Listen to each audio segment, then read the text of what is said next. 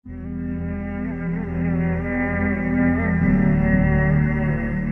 شجاعت ایک ہوتی ہے چھپی ہوئی، ایک ہوتی ہے ظاہر و باہر.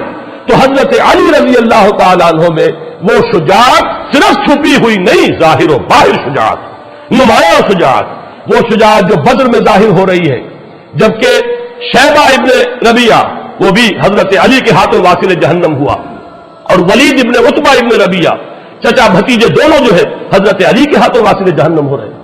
اور جو عتبہ ابن ربیعہ تھا ولید کا باپ اور شیبہ کا بھائی، وہ حضرت حمزہ کے ہاتھ سے واصل جہنم ہوا. پہلا مقابلہ ہوا، اس میں حضرت علی نمایاں ہے. جنگ احزاب ہے، اس میں حضرت علی نمایاں ہے. عمرو ابن عبد ود بہت بڑا پہلوان، 90 برس کی عمر تھی اس بدبخت کی جب یہ مقابلہ ہوا ہے، لیکن پورے عرب میں کوئی تصور نہیں کر سکتا تھا کہ اس سے مقابلہ کر سکتا ہے. آپ نے پڑھا ہوگا، سنا ہوگا وہ واقعہ کہ جب وہ مبارزت کے لیے آیا ہے کہ ہے کوئی جو میرا مقابلہ کرے، اور ظاہر بات ہے کہ اس وقت جو ہے ایک دفعہ سناٹا طاری ہو گیا. حضرت علی آگے بڑھے کہ میں مقابلہ کروں گا. وہ ہنسا، تم میرا مقابلہ کرنے آئے ہو؟ نام کیا ہے؟ وہ جو بھی استہزاء کا انداز ہوتا ہے. پھر اس نے کہا کہ میری یہ عادت رہی ہے کہ میں جب بھی کسی سے مقابلہ ہوتا ہے اس کی 3 خواہشات میں سے ایک ضرور پوری کرتا ہوں. ذرا کہو تمہاری کیا خواہش ہے؟ حضرت علی نے فرمایا میری خواہش اولین یہ ہے کہ تم ایمان لے آؤ. لا حول ولا قوت. اس نے کہا اس کا کوئی سوال نہیں. اچھا تو دوسری خواہش یہ ہے کہ میدان جنگ سے چلے جاؤ. وہ ہنسا، یہ میرے لیے کبھی نہیں ہو سکتا. اب حضرت علی نے جو وار کیا ہے یہ ان کی ذہانت اور فطانت کا بھی ایک بہت بڑا مظہر ہے. فرمایا پھر تیسری خواہش یہ کہ آؤ مقابلہ کرو. اس پر وہ بہت چکا رہ گیا کہ میں نہیں سمجھتا تھا کہ روئے زمین پر کوئی شخص یہ خواہش بھی لے کر میرے سامنے آ سکتا. اور ایک بار میں ختم ہوا حضرت علی کے رضی اللہ تعالیٰ. عمرو ابن عبد ود، اسی طرح خندق کا معاملہ، قموس کا قلعہ سب سے زیادہ سخت تھا. کچھ اور جو گڑھیاں تھی فتح ہو گئی تھی، وہ تھا جو اڑا ہوا تھا، وہ حضرت علی رضی اللہ تعالیٰ عنہ کے ہاتھوں اللہ نے فتح کرایا. تو یہ ظاہر و باہر شجاعت، وہ قواعد عملیہ حضرت علی رضی اللہ تعالیٰ عنہ کے وہ بھی ہیں. دوسری طرف حضرت علی شعر و ادب میں اونچا مقام رکھتے ہیں، فصاحت و بلاغت کے معراج پر ہے. یقیناً افصح العرب ہے محمد صلی اللہ علیہ وسلم. حضور کا اپنا قول ہے انا افصح العرب، لیکن یہ کہ حضور کے بعد فصاحت و بلاغت، خطابت، شاعری، اس میں صحابہ کرام میں ظاہر بات ہے حضرت علی کے آس پاس آنے والا کوئی نہیں. یہ بات اپنی جگہ پر ہے، ہم تسلیم کرتے ہیں. تو اچھی طرح سمجھ لیجئے. اسی طریقے سے آپ کے علم میں ہونا چاہیے کہ عربی گرامر کے موجد حضرت علی ہیں. پھر یہ کہ پورے خلافت راشدہ میں سارے سیکریٹریٹ کو آرگنائز کرنے والے حضرت علی ہیں. یعنی ذرا آپ اندازہ کیجئے، ایک شخص مرد میدان ہے، اس کی شجاعت وہ صرف پوٹینشل شجاعت نہیں بلکہ واقعی ظاہر و باہر شجاعت. اس کے میں نے چند نمونے آپ کو بتائے. مجھے واقعات کی تفصیل میں جانے کی ضرورت نہیں ہے کہ یہ ساری چیزیں معلوم ہیں، لوگوں کے علم میں ہے. دوسری طرف اس کے اندر ادب ہے. ان کے اشعار پڑھیے، آج بھی انسان وجد میں آتا ہے. کتنے حکیمانہ اشعار، کتنی بے ساختگی ہے. میں نے کئی مرتبہ آپ کو اشعار سنائے. یغوص البحر من طلب العالی ومن طلب العلا سیر الليالي ومن طلب العلا من غیر قد اضاع العمر في طلب المحال. جو کوئی بھی موتی چاہتا ہے، موتی حاصل کرنا چاہتا ہے، اسے تو سمندر میں غوطہ لگانا ہی پڑتا ہے. جو کوئی اونچا مقام حاصل کرنا چاہتا ہے زندگی میں، اسے راتوں کو جاگنا ہی پڑتا ہے. جو کوئی بلندی بھی چاہے اور محنت بھی نہ چاہے، وہ اپنی عمر کو ضائع کر بیٹھتا ہے ایک محال شے کی طلب میں. اندازہ کیجیے. اور رضینا قسمت الجبار فینا لنا علم وللجہال معلوم. اس میں فلو دیکھیے، اس کا ردم دیکھیے. ہم راضی ہیں اللہ تعالیٰ کی تقسیم پر جو اس نے ہمارے بارے میں کی ہے. ہمیں اللہ نے علم عطا کیا، جاہلوں کو دولت عطا کی. ہم راضی ہیں، ہم علم کی دولت پر راضی ہیں. یہ حضرت علی کے قول. اور انا الذی سمتنی امی حیدرا، میں وہ ہوں کہ جس کا نام اس کی ماں نے حیدر رکھا تھا، شیر رکھا تھا. اس حوالے سے سمجھ لیجئے اصل میں والدین کا رکھا ہوا نام حضرت علی کا اسد تھا، شیر، اور یہی حیدر کے معنی عربی زبان میں. یہ جو لفظ علی ہے آپ کا نام، یہ محمد الرسول اللہ نے رکھا ہے. یہ نام والدین کا دیا ہوا نہیں ہے. والدین کا نام اسد ہے، والدین کا عطا کردہ نام. حضرت علی کا نام پھر جب علی رکھا ہے تو وہ محمد الرسول اللہ صلی اللہ علیہ وسلم نے رکھا. تو یہ اچھی طرح سمجھ لیجئے کہ یہ جامعیت جو ہے کہ ایک ایمبیورڈ شخصیت، میں نے آپ کو گنوایا چونکہ میں نے عکس بیان کیے ہیں کہ جو مقام اور مرتبہ آپ کو نظر آئے گا شہادت کے مراتب میں، اس مزاج میں جو حضرت اسماعیل اور حضرت موسیٰ کا، وہ ہے حضرت حمزہ اور حضرت عمر خطاب کا رضی اللہ تعالی۔ جو مقام وہاں پہ حضرت ابراہیم کا اور ادریس کا نظر آ رہا ہے، وہ اگر امت محمد میں دیکھنا ہو تو وہ ابو بکر اور عثمان غنی کا ہے رضی اللہ تعالیٰ عنہ وعلیہم الصلاۃ والسلام۔ لیکن جامعیت کبریٰ کا جو مظہر محمد الرسول اللہ صلی اللہ علیہ وسلم، جن میں یہ دونوں چیزیں جمع ہیں، جن میں یہ جامعیت ہے، جن کے اندر توازن ہے، جس میں یہ دونوں اوصاف بیک وقت مجتمع ہیں۔ ایک طرف انتظامی اوصاف دیکھیے، میں ابھی اشارہ کر چکا ہوں کہ جس تیزی کے ساتھ ایکسپینشن ہوا تھا عالم اسلام کا، وہ اگر اس میں کنسولیڈیشن نہ ہوتی، انتظام و اہتمام و انسلام نہ ہوتا، نظم نہ ہوتا، تو وہ تو تباہی ہو جاتی۔ اتنی تیزی سے ایکسپینشن حضرت عمر فاروق کے زمانے میں رضی اللہ تعالیٰ عنہ، ذرا فتوحات کا اندازہ تو کیجیے کہ ملک کے ملک آ رہے ہیں اور بڑے وسیع علاقے آ رہے ہیں، بڑی آبادیاں ہیں وہاں، بڑے وسائل و ذرائع ہیں، وہ جس کو فرٹائل کریسنٹ کہا جاتا ہے عالم عرب کا، وہ پورا کا پورا فتح ہو چکا ہے۔ اس میں اگر انتظام نہ ہوتا، بندوبست نہ ہوتا، یہ ساری چیزیں جو ہے کسی نظم کے اندر نہ آتی تو بہت بڑی ہلاکت پیدا ہو جاتی۔ میں لفظ ہلاکت استعمال کر رہا ہوں اس لیے کہ یہ لفظ حضرت عمر نے استعمال کیا رضی اللہ تعالیٰ عنہ۔ حضرت عمر کے یہ الفاظ لولا علی لہلک عمر، اگر علی نہ ہوتے تو عمر ہلاک ہو جاتا۔ کیوں؟ حضرت عمر جو ہے اس وقت خلیفۃ المسلمین، امیر المومنین، پوری کی پوری ذمہ داری، اب اس میں ان کی توجہ، فوجوں کا انتظام، محاذوں سے آنے والی اطلاعات، وہاں کرائسس ہو گیا ہے، وہاں یہ سامان چاہیے، وہاں ایک شکست کی سی کیفیت، جیسے کہ آپ کو معلوم ہوگا کہ ایران میں ایک موقع پر بڑی حالت جو ہے وہ کمزور ہو گئی تھی مسلمان افواج کی، جس وقت کہ حضرت عمر نے فیصلہ کیا تھا کہ میں خود جاؤں گا، اب میں محاذ کے اوپر خود جاؤں گا، تو اس وقت جو ہے حضرت عمر کی زیادہ توجہ تو اس پر لگ رہی ہے۔ اگر اس کے ساتھ انتظامات نہ ہو، اہتمام نہ ہو، نظم نہ ہو، قائم نہ کیا جائے تو واقعہ یہ ہے کہ جس کو آپ کہتے ہیں آگے دوڑ پیچھے چوڑ، آگے تو بڑھتے جا رہے ہیں، پیچھے معاملہ جو ہے خراب ہوتا چلا جا رہا ہے، یہ ہوتا۔ لیکن یہ سارا کام کس نے سنبھالا؟ حضرت علی نے سنبھالا۔ یوں سمجھیے کہ اس پورے دور میں حضرت ابو بکر، حضرت عمر اور حضرت عثمان کا بھی ایک حصہ جو ہے دور خلافت کا، اس میں حکومت کا انتظام، پورا سیکریٹریٹ، تمام محکمے بنانے، کوئی سی محکمے کا تصور ہی نہیں تھا، سارے محکمے ایجاد کیے ہیں حضرت علی نے، سارے دیوان مرتب کیے حضرت علی نے۔ گویا کہ آج کے زمانے میں آپ کا یہ چیف سیکریٹری کہیے یا جو بھی اس کو نام دے، وہ کون تھے؟ وہ حضرت علی تھے رضی اللہ، اور پورا انتظام ان کے اپنے ذہن سے نکلا ہوا ہے۔ تو ایک طرف ایک شخص مرد میدان ہونے میں وہ ہو، میدان بدر یاد کیجئے، غزوہ احزاب یاد کیجئے، غزوہ خندق یاد کیجئے، 3-4 موٹی موٹی چیزیں بھی جو ہے وہ کافی ہو جائیں گی۔ دوسری طرف آپ کی فصاحت و بلاغت، میں ابھی اس کا ذکر نہیں کر رہا اس لیے کہ وہ ذرا مختلف فی مسئلہ ہے۔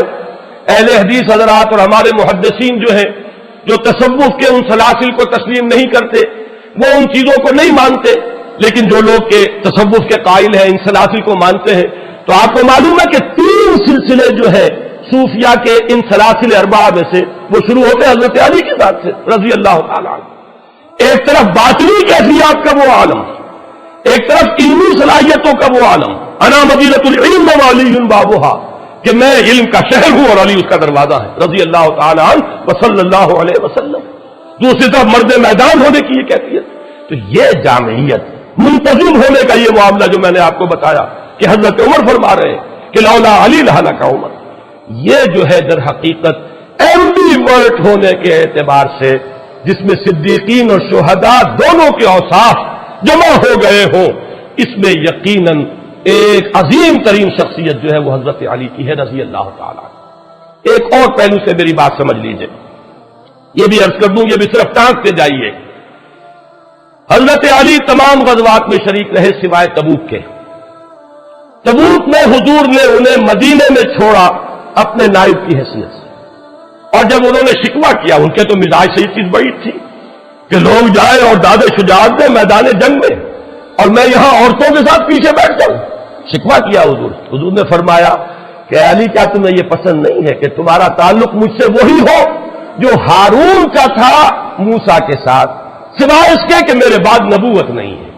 یعنی حضرت موسیٰ کے نائب کی حیثیت سے حضرت ہارون تھے تو وہ بھی نبی اور رسول تھے، لیکن تم میری جگہ ہو تو میرے ساتھ اسی مقام پر، لیکن نبوت اور رسالت بہرحال اس کا دروازہ مجھ پر بند ہو چکا ہے. لیکن یہی کام کیا حضرت عمر نے رضی اللہ تعالیٰ عنہ. بیت المقدس جب گئے ہیں، جس کا ذکر میں بارہا کر چکا ہوں، وہ چارج لینے کے لیے بیت المقدس کا تو کس کو نائب بنایا تھا؟ حضرت علی کو رضی اللہ تعالیٰ عنہ. کہاں سے ہم مان لیں کہ ان کے مابین کوئی بد اعتمادی ہو سکتی تھی؟ سوچئے تو صحیح. اس زمانے میں کوئی شخص اپنی جگہ چھوڑ کر اپنی جگہ ایسے شخص کو بٹھائے گا جس کے ساتھ اس کو اعتماد نہ ہو، جس پر اسے پورا وثوق اور یقین نہ ہو. لیکن یہ کہ حضرت علی کو 2 مرتبہ حضرت عمر نے اپنا جانشین بنایا، جیسے کہ محمد الرسول اللہ نے بنایا. اور میں سمجھتا ہوں کہ یہ بھی عمر فاروق کا اسوہ محمدی پر عمل ہے صلی اللہ علیہ وسلم، کہ اگر حضور نے غزوہ تبوک کے موقع پر اگر حضرت علی کو مدینے کے اندر بٹھایا تھا نائب کی حیثیت سے، تو کیسے ممکن ہے کہ عمر بن الخطاب رضی اللہ تعالیٰ عنہ وہ حضور کے اس اسوے پر عمل نہ کرے؟ بیت المقدس کا سفر تبوک سے بھی کہیں آگے، یروشلم جا رہے تھے حضرت عمر، اور کتنا رہا ہوگا مدینے سے آپ کی غیر حاضری کا معاملہ. یہ آج کل کا معاملہ تو نہیں تھا، تیز رفتار سواریاں نہیں تھی. اس عرصے میں تو اگر کسی کے دل میں کوئی اور بات ہوتی تو اس کے لیے پورا موقع تھا کہ تختہ الٹ دیتا. لیکن نہیں، معاذ اللہ، یہ سب ہم ان کہانیوں کو ماننے کے لیے تیار نہیں، ہم ان چیزوں کا تسلیم کرنے کو تیار نہیں. یہ مربوط تھے، یہ ایک بنیاد مرصوص تھے. چنانچہ سورہ ہجر کی ایک آیت ہے کہ ہم جب اہل جنت کو جنت میں داخل کریں گے، جنتیوں کو، تو الفاظ آتے ہیں وَنَزَعْنَا مَا فِي صُدُورِهِم مِّن غِلٍّ إِخْوَانًا عَلَىٰ سُرُرٍ مُتَقَابِلِينَ. ہم ان کے دلوں میں جو بھی کوئی رنجشیں ہوں گی وہ نکال لیں گے، اور پھر جنت میں وہ بیٹھے ہوں گے آمنے سامنے ایک دوسرے سے، کہ بھائی بن کر کوئی رنجش دن میں تھی بھی، دنیا میں تھی بھی تو نکل چکی ہوگی. اور حضرت علی کا قول ہماری تفاسیر میں منقول ہے کہ حضرت علی نے فرمایا یہ آیت میرے اور معاویہ کے بارے میں نازل ہوئی ہے کہ ہمارے دلوں میں اگر کوئی ایک دوسرے کی طرف سے میل آ گیا ہے، اللہ تعالیٰ ہمیں جنت میں داخل کرتے ہوئے وہ بھی قدورت جو ہے وہ میل جو ہے اس کو نکال دے. تو ہمارا نقشہ تو صحابہ کرام کا یہ ہے کہ یہ ایک بنیاد مرصوص تھے. وقتی طور پر انسانوں کے اندر کوئی شکوہ شکایت پیدا ہو جانا، یہ تو چیز وہ ہے جس کو ہم مان لیں گے، لیکن کوئی مستقل قدورت، کوئی بغض معاذ اللہ، کوئی دشمنی ایک دوسرے سے، اس کا ہم تصور نہیں کر سکتے. لہذا یہی وجہ ہے کہ حضرت علی رضی اللہ تعالیٰ عنہ کو 2 مرتبہ حضرت عمر نے اپنا جانشین بنایا. جب حج پر گئے ہیں تو حضرت علی کو جانشین بنا کر گئے، انچارج بنا کر گئے ہیں. جب گئے ہیں یروشلم تو بھی حضرت علی کو یہاں پہ نمائندہ بنایا. اور ایک بات اور نوٹ کیجئے کہ حضرت علی رضی اللہ تعالیٰ عنہ کی صاحبزادی ام کلثوم حضرت عمر کے نکاح میں آئی ہے. یہ کوئی ہونے والی بات تھی اگر باہمی محبت نہ ہوتی؟ یہ کوئی ہونے والی بات تھی اگر باہمی اعتماد اور باہم شیر و شکر نہ ہوتے؟ اگر شکایت بھی تھی تو میں عرض کر چکا ہوں وہ حضرت ابوبکر سے تھی. اگر شکایت کوئی تھوڑی دیر کے لیے رہی بھی ہے، کوئی شکوہ، حضرت عمر سے تو کسی شکوے کا ہمارے پاس تو ریکارڈ موجود نہیں ہے کہ کس بنیاد پر کوئی شکوہ ہوتا. تو یہ جو ایک بنیاد مرصوص رہے، بلکہ جب میں نے ابھی ذکر کیا تھا کہ جب ایران کے محاذ پر ایک دفعہ ذرا کریٹیکل سچویشن پیدا ہوئی ہے اور حضرت عمر نے فیصلہ کیا کہ اب میں جاؤں گا وہاں محاذ پر، تو حضرت علی نے روکا اور یہ فرمایا کہ چکی اسی وقت تک پیستی ہے جب تک کہ وہ اپنی کلی جو ہے اس کے اوپر قائم رہے. آپ کا مقام اس چکی کے اس کلی کا ہے. یہ امت مسلمہ کی چکی چلے گی اگر آپ اپنی جگہ پر قائم رہیں گے. اگر وہ کلی اپنی جگہ سے ہٹ گئی تو چکی چلے گی کیسے؟ لہذا آپ نہ جائیں. ان کو مجبور کیا کہ آپ یہیں پر رہیں، یہیں سے بیٹھ کر انتظام کریں. اور حضرت عمر رضی اللہ تعالیٰ عنہ نے حضرت علی کے اس مشورے کو قبول کیا اور اپنے ارادے کو فسخ کر دیا. ہمارا نقشہ یہ ہے، اور میں جو بات آج بتانا چاہتا تھا وہ یہ ہے کہ اہل سنت کے ہاں بھی حضرت علی کا مقام بہت بلند ہے، بہت بلند ہے، بہت بلند ہے. وہ لوگ اہل سنت کے دائرے سے خارج ہیں کہ جو حضرت علی رضی اللہ تعالیٰ عنہ پر کسی طرح کا زبان تان جو ہے دراز کرتے ہیں، کسی طرح سے ان کی نیت کے اوپر حملہ کرتے ہیں، کسی طرح سے کوئی اس طرح کی جو ان کے مقام بلند سے فروتر بات ہے کوئی ان کی طرف منسوب کرتے ہیں. میرے نزدیک وہ اہل سنت سے خارج، وہ ناسبی ہوں گے یا کوئی خارجیوں کی کوئی نسل ہے جو چلی آ رہی ہو ہمارے اندر، لیکن بہرحال اہل سنت کے ہاں یہ جان لیجئے یہ ہمارا مجمع عقیدہ ہے. تمام نسل انسانی میں بلند ترین تو انبیاء اور رسل ہیں، وہ تو سب سے اونچا ہے ہی. اس کے بعد امت کے اندر سب سے افضل پوری دنیا کے اندر، امت میں نہیں پوری نسل انسانی میں بحیثیت جماعت وہ صحابہ ہے محمد الرسول اللہ. تمام رسولوں میں افضل محمد الرسول اللہ صلی اللہ علیہ وسلم. کسی مسلمان کو کسی مکتب فکر سے تعلق رکھتا ہو اس میں شک و شبہ نہیں ہو سکتا. اور پھر غیر نبی جتنی بھی نسل آدم ہے، از آدم تا ایدم، بلکہ تا قیام قیامت، اس میں افضل ترین بحیثیت مجموعی وہ صحابہ ہے محمد الرسول اللہ. ان صحابہ میں چوٹی پر ہے یہ چار افراد. ان میں ہمارے نزدیک ترتیب فضیلت ترتیب خلافت کے ساتھ ہے. افضل حضرت ابو بکر، نمبر 2 حضرت عمر، نمبر 3 حضرت عثمان، نمبر 4 حضرت علی. لیکن گویا کہ بقیہ تمام صحابہ سے تو افضل ہم مانتے ہیں حضرت علی کو. اب اگر کوئی شخص حضرت علی کی سیرت کو داغدار کر دے، آپ سوچئے تو نتیجہ کہاں گیا؟ بقیہ تمام صحابہ سے تو افضل ہے سب کے نزدیک. اگر ایکسیپشن ہوتی ہے اہل سنت کے نزدیک تو 3 ہی فرد رہ گئے نا، حضرت ابو بکر، حضرت عمر، حضرت عثمان. بقیہ تمام صحابہ سے، تمام صلحاء امت سے، تمام اولیاء اللہ سے، تمام ائمہ دین سے، تمام محدثین سے، تمام فقہاء سے افضل ترین کون ہے؟ حضرت علی. لہذا زبان کو بہت سوچ سمجھ کر کھولنا چاہیے. یہاں جو ہے اس جناب میں کوئی گستاخی وہ در حقیقت اپنے ایمان کو خطرے میں ڈالنے کے مترادف ہے. اور جو لوگ بھی یہ کوئی کرتے ہیں جرأت یا ہمت، میں بار بار یہ کہہ رہا ہوں کہ میرے نزدیک وہ اہل سنت کے زمرے سے خارج ہے. ایک بات آپ اچھی طرح سمجھ لیجیے البتہ، اور وہ یہ ہے کہ صحابہ کرام کی 3 نسلیں ذہن میں رکھیے.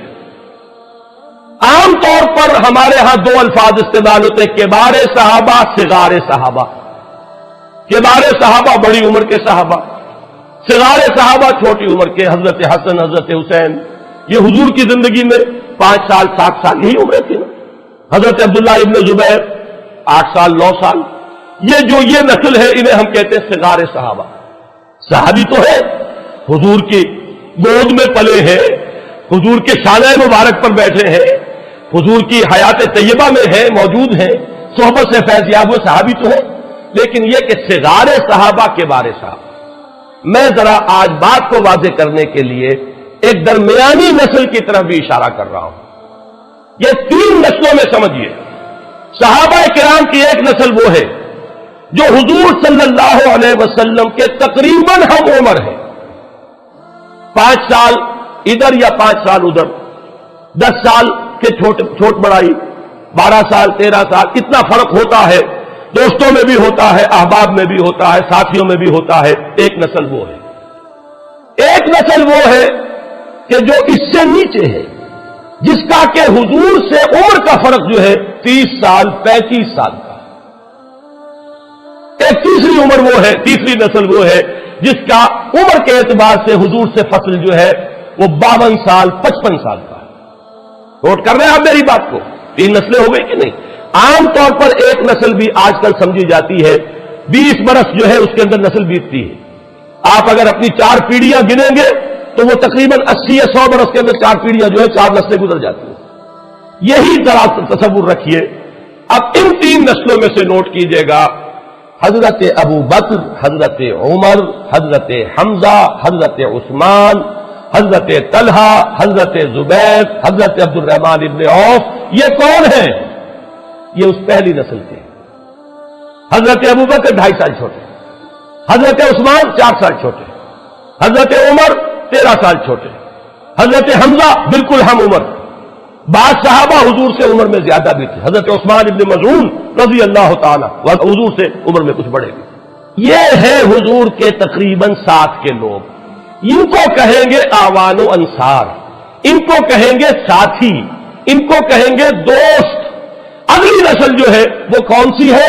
جو 30-40 سال کا فرق رکھتی ہے. حضرت علی کا تعلق اس نسل سے. حضرت علی حضور سے 30 برس چھوٹے ہیں. وہ نسل جو ہے اس میں کون ہے؟ حضرت علی ہے، حضرت فاطمہ ہے، حضرت عائشہ ہے، حضرت مصعب بن عمیر ہے، حضرت خباب بن الارت ہے. یہ وہ نسل ہے، یہ وہ نسل ہے کہ جو حضور کے زمانے میں جو مکی دور ہے اس میں یہ نوجوان تھے، بلکہ ابھی کہنا چاہیے کہ ابھی نوجوانی کی بھی ابتدائی سٹیجز میں تھے. یہ وہ لوگ ہیں. یہی وجہ ہے کہ ان کا کوئی کارنامہ آپ کو مکی دور میں کیسے نظر آئے گا؟ مکی دور میں حضرت علی کی شجاعت کا کوئی مظاہرہ کیسے ہوگا؟ وہاں تو مظاہرہ ہوا تو حضرت عمر اور حضرت حمزہ کا ہوا. حضرت علی تو اول روز سے حضور کے ساتھ تھے، لیکن یہ کہ مسلمان بہرحال جو بھی اس معاشرے کے اندر حال تھا مسلمانوں کا وہ آپ کو معلوم ہے نا. اس لیے کہ حضرت علی کی عمر کیا تھی؟ 12 برس. جب ایمان لائے ہیں حضور پر، ویسے تو یہ کہ ایمان لانے کا کیا ہے، وہ تو حضور کی گود میں تو پل رہے ہیں، وہی تو پرورش پا رہے ہیں. آپ کو معلوم ہونا چاہیے کہ حضور ہی کے گھر میں رہتے تھے حضرت علی، حضور کے زیر کفالت تھے. لہذا ایک اعتبار سے تو بلند ترین شرف ہو گیا کہ ابتدا سے جس شخصیت کی تربیت میں پہلے دن سے جس کو امن دخل حاصل ہے محمد رسول اللہ کو، وہ تو حضرت علی ہے رضی اللہ تعالیٰ عنہ. یہ اپنی جگہ ایک مقام ہے، ایک فضیلت ہے جو حاصل ہو گیا. لیکن یہ ہے کہ حضرت عمر کا معاملہ، حضرت حمزہ کا معاملہ، حضرت عبد الرحمن بن عوف کا معاملہ، یہ وہ لوگ ہیں کہ جو در حقیقت عمر کے اعتبار سے اس وقت حضور صلی اللہ علیہ وسلم کے عمر کے آس پاس تھے. وہ تھے اعوان و انصار، وہ تھے اس وقت کے مددگار. حضرت علی گھر کے فرد ہیں. اس اعتبار سے جہاں تک تربیت کا معاملہ ہے، وہ تو میں ایک لفظ استعمال کر رہا ہوں، اب نوٹ کیجئے گا، یہ غلام احمد پرویز نے استعمال کیا، لیکن کیا ہے حضرت عمر کے بارے میں. میرے نزدیک یہ غلط استعمال کیا حضرت عمر کے بارے میں. میرے نزدیک اس لفظ کا مصداق کامل حضرت علی ہے. وہ لفظ کیا ہے؟ شاہکار رسالت. شاہکار رسالت اگر ہے تو حضرت علی، اس لیے کہ جس کی تربیت میں اول روز سے محمد الرسول اللہ صلی اللہ علیہ وسلم کا حصہ ہے، جو حضور کی گود میں پلا بڑھا ہے. جب حضور پر وحی کا آغاز ہوا تو 10 سال کی عمر ہے، اور جب حضور کو تبلیغ کا حکم ہوا ہے، یہ فرق رکھیے گا ذہن میں، 3 سال کا فرق ہے. عام طور پر خیال یہ ہے پہلی وحی آئی ہے اس وقت سے لے کر، اور جب کہ سورہ مدثر کی آیات نازل ہوئی جن میں تبلیغ کا حکم ہے، عام خیال یہ ہے کہ 3 برس کا فرق ہے. یہی وجہ ہے کہ جب حکم ہو گیا ہے کہ اب آپ یا ایھا المدثر قم فانذر، اب کھڑے ہو کر اپنی تبلیغ کا آغاز فرما دیجئے، یہاں سے کہا جاتا ہے حضور کی رسالت کا آغاز ہوا. اور جب پہلی آیات اتری تھی اقرا بسم ربک الذی خلق، وہاں سے یہ کہا جاتا ہے کہ حضور کی نبوت کا ظہور ہوا. تو اسی لیے یہ کہا جاتا ہے کہ 13 برس کی عمر میں ایمان لائے، اس لیے کہ اگرچہ آغاز وحی سے وہ تو اگر کہا جائے تو 10 برس عمر ہے، لیکن جب تبلیغ کا حکم ہو رہا ہے تو اس وقت حضرت علی کی عمر 13 برس. تو 13 برس کی عمر میں ایمان لائے حضرت علی، اور پھر ساتھ رہے، گھر میں ہے. تو فیض یاب سب سے زیادہ کون ہو رہا ہے محمد الرسول اللہ کی صحبت سے؟ وہ تو حضرت علی ہے. دن رات کے ساتھی ہیں، ایک طرح کے خادم ہیں، گھر میں رہنے والے عزیز ہیں، اپنے ایک چھوٹے عزیز کی حیثیت سے گھر میں حضور صلی اللہ علیہ وسلم کے ہاں ان کی رہائش ہے. اس اعتبار سے شاہکار رسالت، شاہکار نبوت، اس لفظ کا اطلاق اگر ہوتا ہے بتمام و کمال تو وہ حضرت علی کی ذات پر ہوتا ہے. اس لیے کہ تربیت محمدی کا شاہکار حضرت علی. البتہ یہ ضرور ہے کہ مکی دور میں آپ کی عمر چھوٹی تھی. اس میں 2-3 واقعات تو نمایاں ہمیں آتے ہیں سامنے کہ حضرت علی رضی اللہ تعالیٰ عنہ نے کھڑے ہو کر کہا تھا جب پہلی مرتبہ یہ حکم آیا کہ انذر عشیرتک الاقربین، اے نبی ذرا اپنے قریبی رشتہ داروں کو خبردار کیجئے، ان تک دعوت پہنچائیے. تو 2 مرتبہ کھانے کا اہتمام کروایا اور حضرت علی ہی کو حکم دیا اہتمام کرو. 13, 14, 15 برس کا نوجوان جو ہے گھر کے اندر رہتا ہے، ظاہر بات ہے وہی بندوبست کرے گا، وہی جانوروں کو ذبح کروائے گا، وہی اہتمام کرے گا، کھانا پکوائے گا. سارے بنی ہاشم جمع ہو گئے ہیں. پہلی مرتبہ جمع ہوئے، حضور نے جب اپنی بات پیش کی تو سب لوگ ہنسنے لگے اور اٹھ کے چلے گئے، کسی نے جواب ہی نہیں دیا. دوسری مرتبہ پھر کیا، پھر دعوت کھلائی. اب میں یہ کہا کرتا ہوں کہ کچھ لوگوں کو شرم آ گئی ہوگی کہ 2 مرتبہ کھانا کھایا ہے تو اب کچھ تو ان کی بات سن لیں. تو آپ نے کھڑے ہو کر جب دعوت پیش کی، سن تو انہوں نے لی، لیکن یہ ہے کہ اس کے بعد سب سن گیا سب کو. بنو ہاشم ہے یہ سب، ان میں جان لیجئے، نہ حضرت ابو بکر بنی ہاشم میں سے ہے، نہ حضرت عمر یہ بنو ہاشم میں سے نہیں ہے. حضرت حمزہ بھی ہوں گے، وہ بنو ہاشم میں سے تھے، لیکن ان کی توجہ ہی نہیں، غور ہی نہیں کیا ہوگا انہوں نے، انہیں 6 سال جا کر ایمان لائیں گے. لیکن یہ کہ بنو ہاشم کا پورا خاندان جمع ہے، کوئی ٹس سے مس نہیں ہوا، کھڑا ہوا تو کون؟ علی ابن ابی طالب. اور ان کے الفاظ تاریخی ہیں، اگرچہ میں عمر میں سب سے کم ہوں، اگرچہ میری آنکھیں دکھتی ہیں، یہ آشوب چشم کا عارضہ معلوم ہوتا ہے کہ حضرت علی کو بچپن سے تھا، اس لیے کہ پھر غزوہ خندق میں بھی اس کا ذکر آتا ہے کہ آنکھیں دکھتی تھی حضرت علی کی. حضور نے اپنا لاب مبارک جو ہے وہ لگایا تھا، لاب دہن، جو آب دہن، تو اس سے آپ کو آرام ہوا تھا. تو یہ اس وقت بھی آنکھیں دکھ رہی ہوگی، اگرچہ میں عمر میں سب سے کم ہوں، اگرچہ میری آنکھیں دکھتی ہیں، اگرچہ میری ٹانگیں پتلی ہے، لیکن میں آپ کا ساتھ دوں گا. اور پورا مجمع جو ہے کہتا لگا کر کہ یہ ہے دنیا کی تاریخ بدلنے کا اور تاریخ کا رخ بدلنے کا داعیہ لے کر آئے ہیں، اور یہ ان کے ساتھی ہیں. ہنستے ہوئے لوگ چلے گئے. یہ واقعہ آتا ہے. یا ہجرت کی رات حضور صلی اللہ علیہ وسلم اپنے بستر پر، اس وقت حضرت علی کی عمر کیا ہوگی؟ 22 برس، لگ بھگ 22 برس. اس نوجوان کو اپنے بستر پر سلا کر گئے. باقی آپ کو اس پورے دور میں حضرت علی نمایاں نظر نہیں آ سکتے. کیوں نظر نہیں آ؟ اس لیے کہ آپ کی عمر کو پیش نظر رکھیے. حضرت علی کی شخصیت کے جوہر جو نمایاں ہوئے وہ مدنی دور میں ہوئے. مدنی دور کا نقطہ آغاز ہے غزوہ بدر. اس وقت سے 24 برس کے جوان، اور اس وقت جو بھی ہوا ہے حضرت علی کی شجاعت کا دور ہوا آپ کو معلوم. اور اسی طریقے سے پھر سارے واقعات میں نے بیان کیے. اس فرق کو ضرور ملحوظ رکھیے.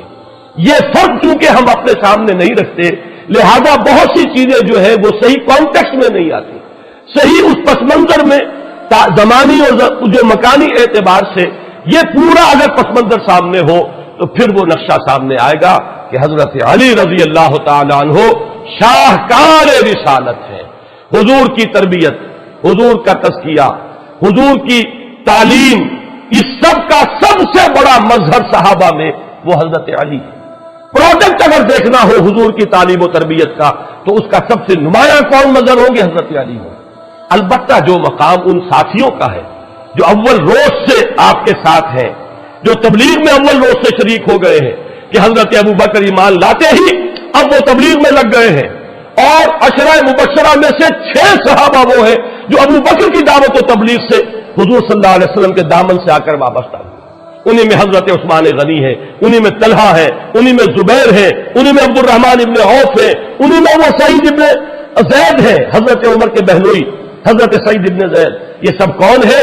یہ جو سب سے چوٹی کے گھرانوں کے لوگ ہیں قریش کے، وہ سب در حقیقت ابو بکر کی تعلیم اور تبلیغ سے ایمان لائے. تو یہ ہے ہر ایک کا اپنا مقام، اپنا درجہ، اپنی حیثیت، اپنی جگہ پر ان کو رکھ کر اگر دیکھا جائے تو بات سمجھ میں آ جائے گی.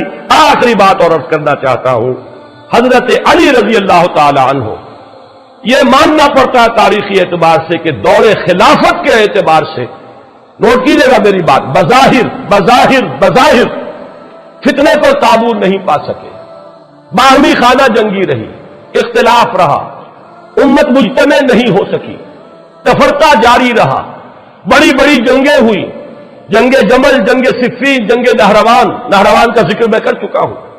جمل میں ایک طرف عائشہ، طلحہ اور زبیر ہے، دوسری طرف حضرت علی ہے رضی اللہ تعالی عنہ. تو یہ بڑے بڑے فتنے جو ہے اس دور میں ہوئے. لیکن اچھی طرح سمجھ لیجئے، معاذ اللہ ثم معاذ اللہ ثم معاذ اللہ، اس کا کوئی الزام حضرت علی کی ذات پر نہیں. اگر کسی کا یہ خیال ہے کہ یہ ان کی کوتاہی تھی یا ان کی یوں عدم صلاحیت تھی یا ان کے اندر صلاحیت کی کمی تھی تو یہ در حقیقت وہ تاریخ کو نہیں جانتا، وہ حقائق کو نہیں جانتا. یہودی سازش در حقیقت عبداللہ ابن سبا کی اتنی زوردار تھی، اتنی گمبھیر تھی، اس قدر سازشی ذہن تو یہودیوں کا آج بھی دنیا کے اندر پرووربیل ہے. ضرب المثل ہے کہ یہودی ذہن جو ہے سازش کے پیدا کرنے کے اندر جس قدر درخیز ہے دنیا کی تاریخ میں اس کی مثال نہیں. ایسی سازش تھی، اس طرح کے کانٹے بو دیے گئے تھے. اب یہ اللہ کی طرف سے ہے کہ حضرت علی کو اس وقت حکومت ہاتھ میں ملی ہے، اس وقت یہ بوجھ خلافت کا آیا ہے جبکہ پورا جنگل جو ہے عظیم فتنے سے بھر چکا تھا. اگر کہیں معاملہ ہوتا اس کے برعکس، اب میں یہ کہتا ہوں اس وقت حضرت عمر بھی ہوتے، حالانکہ بہت سے لوگ کہتے ہیں کہ اس وقت ضرورت تھی حضرت عمر کے آئرن ہینڈ کی. میں کہتا ہوں حضرت عمر بھی جہاں تک میں سمجھتا ہوں اللہ عالم کامیاب نہیں ہو سکتے تھے. اور اگر کہیں حضرت علی کو خلافت پہلے مل گئی ہوتی تو جو ان کی شخصیت کا ظہور ہوتا وہ بہت مختلف ہوتا اس سے کہ جو اس وقت ہوا ہے جبکہ فتنے میں پورے عالم اسلام کو اپنی گرفت میں لے لیا. یہ چند باتیں تھی جو میں عرض کرنا چاہتا تھا. اگر میری زبان سے کوئی لفظ غلط نکل گیا ہو میں اللہ تعالیٰ سے بھی معافی چاہتا ہوں اور دعا کرتا ہوں کہ وہ اسے آپ کے حافظے سے بھی محو کر دے. لیکن میں یہ چاہتا ہوں کہ اہل سنت کے ہاں جو مقام ہے حضرت علی رضی اللہ تعالیٰ عنہ کا اس کو آپ پوری طرح اچھی طرح سمجھ لیں. ہماری فضا میں بہت گند ہے، طرح طرح کے غبار ہیں، طرح طرح